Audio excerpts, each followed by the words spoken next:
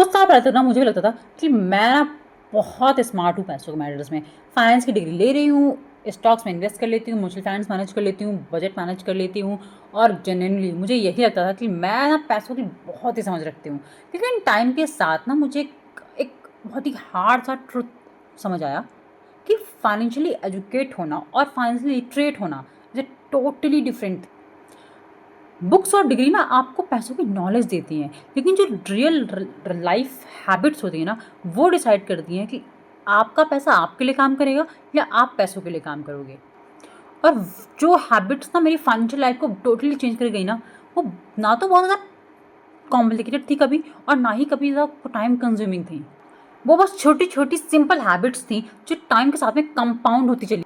इस वीडियो में मैं आपके साथ ऐसी 7 हैबिट्स शेयर करूंगी जो 2026 में आपको फाइनेंशियली लिटरेट बना देगा। और इसके लिए ना तो कोई फाइनेंशियल डिग्री की ज़रूरत है, ना ही घंटों एफर्ट्स की ज़रूरत है, बस थोड़ी सी प्रैक्टिकल एक्शन की ज़रूरत है जो हम आप आज से शुरू करेंगे। हैबिट नंबर 1, अपने पैसों को अपनी हैबिट से मैच करो। हैबिट्स बहुत इंपॉर्टेंट होती हैं एंड ऑनेस्टली काश मैंने पहले ही फॉलो किया होता। मतलब मैं बहुत सालों तक बस उन चीज़ों पर पैसे खर्च कर रही थी जो एक्चुअली मेरी ज़रूरत नहीं थी, बट मैंने पैसे खर्च कर दी थी। जैसे शॉपिंग करना, बहुत एक्सपेंसिव कपड़े खरीदना जो शायद मैं नहीं पहन रही हूँ उनको इतना ज़्यादा, ऐसी चीज़ें खरीदना जो बस कवर्ड में पड़ी हुई हैं, मैं नहीं यूज़ कर रही हूँ उनको, एक्सपेंसिव डिनर्स पे जाना, पार्टीज़ में जाना, वो सिर्फ इसलिए क्योंकि सभी लोग जा रहे थे तो बस मैं भी जा रही हूँ, दैट्स इट। तब मुझे रियलाइज़ हुआ कि आपका पैसा आपकी लाइफ की वैल्यूज़ को रिफ्लेक्ट करना चाहिए। आप इतनी मेहनत से पैसा कमाते हो तो आपको वो पैसा उन चीज़ों पर खर्च करना चाहिए जो एक्चुअली आपकी लाइफ में वैल्यू करती हूँ, ना कि सोसाइटी के लिए। इसके लिए मैं आपको एक सिंपल सी एक्टिविटी बताऊंगी जो आपको करनी है, जो मैं भी करती हूँ और आपको भी करनी है। आपको अपनी टॉप 5 प्रायोरिटीज़ लिखनी है। आपको वो 5 इंपॉर्टेंट चीज़ें जो आपके लिए बहुत इंपॉर्टेंट है वो आपको नोट डाउन करनी है। जैसे हेल्थ है, आपकी लर्निंग स्किल्स कुछ आप सीखना चाहते हो, फाइनेंशियली इंडिपेंडेंट होना चाहते हो, या किसी को बुक्स पे इन्वेस्ट करना पसंद होता है, या कोई भी और इंपॉर्टेंट चीज़, लाइक किसी को म्यूज़िक पसंद है, कोई भी ऐसी चीज़ जिस जो आपके लिए वैल्यू करती हो, ऐसी 5 चीज़ों को आपको एक जगह पे नोट करना है। और फिर आपको अपना बैंक स्टेटमेंट ओपन करना है और देखना है कि आपने पिछले 1 महीने में क्या उन चीज़ों पे कोई पैसा खर्च किया है और उसके अलावा आपने कहाँ कहाँ पैसा खर्च किया है। आप देखिएगा आपको बहुत मैसिव गैप मिलेगा। मैंने अपना ज़्यादा पैसा कहाँ पे लगाया? बुक्स और लर्निंग्स में, हेल्दी फूड के ऊपर लगाया, स्टॉक्स में इन्वेस्टमेंट पे लगाया, और फिटनेस पे लगाया, जो चीज़ें एक्चुअली मेरे लिए इंपॉर्टेंट थी। तो आपको भी आज एक काम करना है कि आपको पेन लेना है, पेपर लेना, और वहाँ पे अपनी 5 इंपॉर्टेंट प्रायोरिटीज़ लिखनी है। सेकंड हैबिट, आपको हर महीने अपने लिए एक मनी डेट प्लान करनी है। ये बहुत ही सिंपल से हैबिट है लेकिन आपके लिए गेम चेंजर हो सकती है। हर महीने अपने आप को 30 मिनट तक ब्लॉक कर दो, सिर्फ आप और आपका laptop, no phones, no distractions और कुछ भी नहीं। और इस मनी डेट में आपको 3 चीज़ों का बहुत अच्छे से ख्याल रखना है। फर्स्टली कि आपको 30 डेज़ का स्पेंडिंग रिव्यू करना है। सेकंड, आपको अपने फाइनेंशियल गोल को चेक करना है, आपके फाइनेंशियल गोल की प्रोसेस क्या है आपको वो चेक करनी है। एंड थर्ड, आपको नेक्स्ट मंथ के लिए किसी भी एक चीज़ पे फोकस करना है, किसी भी एक चीज़ पे।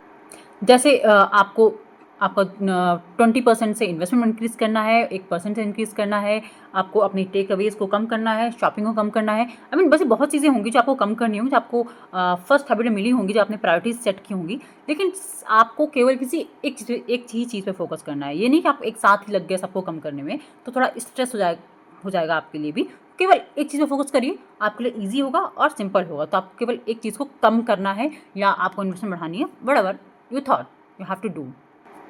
हैबिट नंबर 3, अपने बेसिक बिल्स को आप ऑटोमेटिक करिए। बेसिक बिल्स लाइक इलेक्ट्रिसिटी का बिल जाता है, इंटरनेट का बिल जा रहा है, फ़ोन का बिल जा रहा है, गैस बिल जा रहा है, या हाउस का रेंट जा रहा है, या कोई एसआईपी जानी है आपकी। तो जितनी भी चीज़ें आपको पता है कि ये हर महीने आपको जानी ही है, अकाउंट से कटनी ही है, तो आप उनको ऑटोमेटिक करिए। इससे ना आपका जो माइंड है थोड़ा सा स्ट्रेस फ्री रहेगा। आपको पता होगा कि इतना स्पेंड आपका जाना ही है और उसके बाद जो पैसे बचते हैं आपको इनको ही मैनेज करना है, और इससे आपका मेंटल प्लीज भी नेक्स्ट लेवल का हो जाएगा। हैबिट नंबर 4, छोटी अमाउंट से अपनी इन्वेस्टमेंट शुरू करनी है आपको। अर्ली स्टार्ट का सबसे बड़ा फायदा पता क्या होता है कि वो लॉन्ग टर्म वेल्थ जनरेट करता है हमारे लिए। आप जितना जल्दी अपनी इन्वेस्टमेंट शुरू करेंगे उतना ज़्यादा बेटर होगा। आप अगर आप ये सोचते रहोगे कि मुझे अब 10,000 रुपये होंगे तभी सेव करूँगा, या 15,000 होंगे, 25,000 रुपये होंगे तभी सेव करूँगा, तो आप वेट ही करते रह जाएंगे। अभी आपके पास जितने पैसे हैं, जितने भी पैसे अभी आप कमाते हैं उसमें जितना बचा पा रहे हैं, आप उसी से स्टार्ट करिए। वो 2,000 भी हो सकते हैं, 3,000 हो सकते हैं, जितने भी पैसे आपके पास बच रहे हैं, 1,000 रुपये बच रहे हैं आपके पास, तो आप उनको भी इन्वेस्ट करना शुरू करिए। क्या इन्वेस्ट करना है, कैसे इन्वेस्ट करना है, उसमें क्या क्या कॉमन मिस्टेक्स हैं जो नहीं करनी है, इसके लिए मैं अलग वीडियो बना दूंगी। यहाँ पर एक कवर करना पॉसिबल नहीं है क्योंकि वो एक अलग टॉपिक हो जाता है। यहाँ पर मैं आपको सिंपल हैबिट्स बता रही हूँ, तो जो इन्वेस्टमेंट प्लान होगा वो मैं आपको अलग वीडियो में बना के बता दूंगी। हैबिट नंबर 5, आपने जो भी सीखा है वो सेम डे अप्लाई कर लिए। आपने कोई आर्टिकल पढ़ा है, आपने कोई पॉडकास्ट देखा है, आपने कोई वीडियो देखी है, कहीं से भी आपने जो भी सीखा है, फाइनेंस को लेकर सीखा है या किसी भी चीज़ को लेकर सीखा है, वो आप सेम डे पे अप्लाई करिए। क्योंकि आजकल आपके पास इतना ज़्यादा डेटा है पढ़ने के लिए, समझने के लिए, सीखने के लिए, कि वो इतना क्लटर हो जा रहा है कि आप उन चीज़ों को अप्लाई नहीं कर रहे हो और फिर उनको देखने का फ़ायदा भी नहीं है। तो इसलिए आप कोई भी एक चीज़ सीखिए, जहाँ से भी जो भी आप पढ़ रहे हो या जो भी आप देख रहे हो वहाँ से कोई एक चीज़ पकड़िए, सेम डे सीखिए और सेम डे अप्लाई करिए। जैसे आपको कोई बेटर सेविंग अकाउंट मिला है तो आप उसको सेम डे ओपन करिए। कोई नया इन्वेस्टमेंट प्लान मिला है तो उसे सेम डे अप्लाई करिए, या फिर आपको कोई नई बजटिंग मेथड मिल गया है तो सेम डे अप्लाई करिए। क्योंकि अगर आप सिर्फ देखते ही रहे तो उससे कोई फ़ायदा नहीं, सिर्फ अपने माइंड को स्ट्रेस दे रहे हो कि अरे ये भी नहीं हुआ, अरे वो भी नहीं हुआ, तो इससे कोई फ़ायदा नहीं है करने का। तो एक चीज़ सीखिए, सेम डे अप्लाई करिए। हैबिट नंबर 6, मनी के बारे में बातें करो।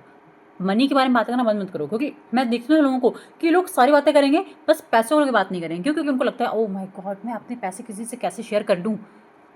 डोंट वरी, पैसे शेयर करने से कोई आपके पैसे लेके नहीं भाग जाएगा। आप मतलब ऐसा भी नहीं कोई स्ट्रेंजर मिल गया पकड़ लिया उसको बैठ के बातें शेयर करना।